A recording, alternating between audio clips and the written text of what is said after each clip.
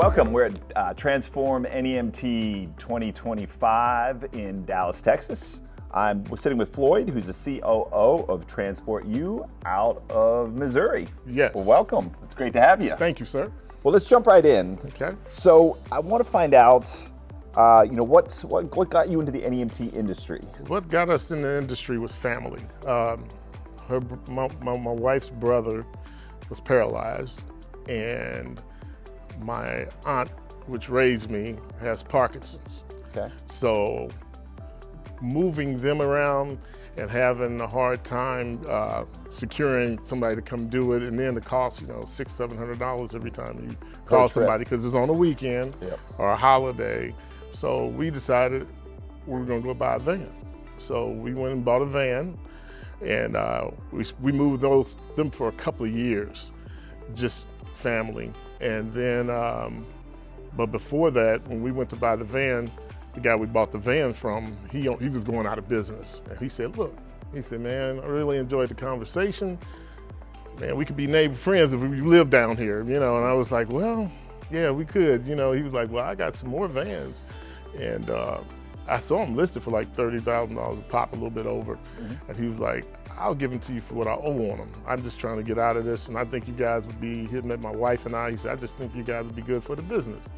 So on the way home, we, knocked it around and stuff, and we talked about it. A couple of months later, we decided to go purchase them. Okay. And that was the beginning of that, So, of course. Asset purchase. Yes. To grow the fleet. Right. So that's when we decided to start. So what's the best piece of business advice you've got? Best piece of business advice I have is to stay crisp. You know what I mean? Always act like it's your first day, and treat people with respect.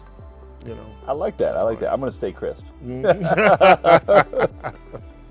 So, what are you excited about in the NEMT industry right now? I think it's so many changes going on, and I'm the operation officer, so I'm always dealing with fleet and vehicle issues and van issues and trying to see how to improve things, and I'm a bit of a tech head myself, so I'm always doing something or getting into that. So that's what gets me going, and also that, and also the clients too, because I've done a lot of runs, you know what I mean? And I deal with veterans because I'm a veteran myself. Oh, so you're handling VA? I handle VA. Oh, all excellent. the VA Full guys respect. come through me. Respect to you. Thank you. So I see them, most of them live in rural areas, and they live in less than what we consider nice areas, you know what I mean? And it's underserved, and under market, and my God, very tough. I've had clients that I picked up that asked me, hey, I lost my legs about 2 months ago. I've been dealing with this for a while. Can you lower that calendar for me? You know what I mean? And the calendar is just, the regular height on the wall. Yeah. And you like, man, no problem. You do whatever they ask, and it's just, but it touched me as like, dang, a calendar? You know what I mean? So yeah, it's those types of things that you run across. I think that said, that puts things in perspective. That we're not, and I'm going to take this from the earlier interview, we're not a ride. We are a point of contact. We're a lifeline. We are safety when they need it. We are that person to talk to. And something as simple as moving a calendar means a lot. Right. It's a veteran, I'm guessing, that serves is even more important. So I really appreciate that. So now let's switch gears. You're in the growth mode. Where do you see yourself in a year?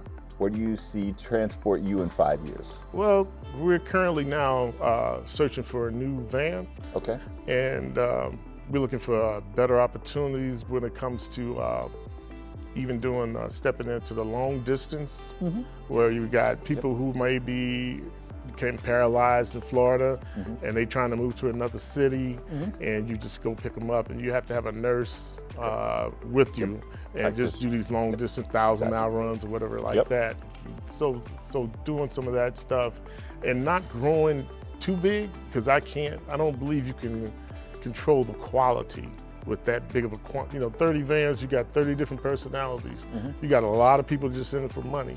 And I want people to have compassion because nothing fires me up worse than hearing somebody disrespected or said something crazy to one of our clients, you know what I mean? Sure. Because like I said, I've got clients that I've been moving for 3 years now, taking them to every birthday party, every holiday. And this guy, he's an older gentleman, and when he said, "Hey, son," I mean, I was like, wow, that's big, you know? And after like the third or fourth time, and I got to the house for Christmas, and they was like, "Ed, come on in, sit down," and blah, blah, blah, you know? And they had fixed me a plate, and I'm like, and gave me a little gift, little token gift, you know? It's like, man, that touches you. But you know, when you take care of their parents like you do, and they see you care for them, and you talk to them, and you getting down in their ear, and you say, "Hey, buddy, blah, blah, blah," you know, they love it. You know, that makes it worthwhile. Yeah, and it does, and I love it because it's like, my dad died when I was 10, so I'm like, man, I would love to have my dad still here. You know, he's 96 years old. Oh, excellent. And strong. Still real fiery. You know what I mean? So yeah. Well, no, I appreciate that. So again, what's your challenges? Because, you know, we talked about the positive. Now let's just say, what was your hardest challenge from start of business till now? And secondly, how did you overcome that challenge? Well, the hardest challenge is matter of fact, just hiring people. And taking care of drivers. Quality. And then taking care of situations like we had an instance where a guy pulled the seatbelt, put the seatbelt in the wrong spot. And so when the guy was trying to get out, he was choking. And it was like, we all would keep these little handles in the brake windows and cut seatbelts. Cut the belts. Yeah, you know, all the safety stuff you gotta have in safety nines. So we had that, of course, and just my wife, she does all the dispatch. She was like, "Well, just cut the seatbelt," you know. And so we had to cut it because the guy was. Of course. He wasn't choking, but you know, when you're coming out of anesthesia, you just don't, you know, you're not all there, and then you got this stranger over, you looking like, what's going on, you know? So to have that person, you know, freak out is kind of like, stay calm, you know, she's trying to talk him through it, and he cuts the seatbelt off, and, you know, I never knew how challenging it was to get a seatbelt. We waited from March until June to get a seatbelt. And you can't buy them anywhere but the dealer. No aftermarket. No aftermarket. Because they regulated, right? Heavily regulated. I was like, man, so things. So let's go into the industry now. Where do you want to see the industry go? Well, I like to see the industry because I still look at Yelp, and we talk to a lot of clients, and sometimes the compassion isn't there. You know what I mean? And I would like to see the industry become more compassion oriented and really focus on being on time, you know what I mean? And giving the clients the care that they deserve, you know what I mean? Quality of care. Quality care, you know what I mean? So those are the things that I would like to see take place, and not so much, hey, I'm the biggest guy in town, but I'm the best. And that's what we shoot for as far as taking care of our clients. Well, I look forward to seeing your compassion forward-driven operation grow. We're going to see next year, we're going to see 5 years from now. So thank you for the time. I always appreciate it. Thank you, sir. Have a good day. Thanks.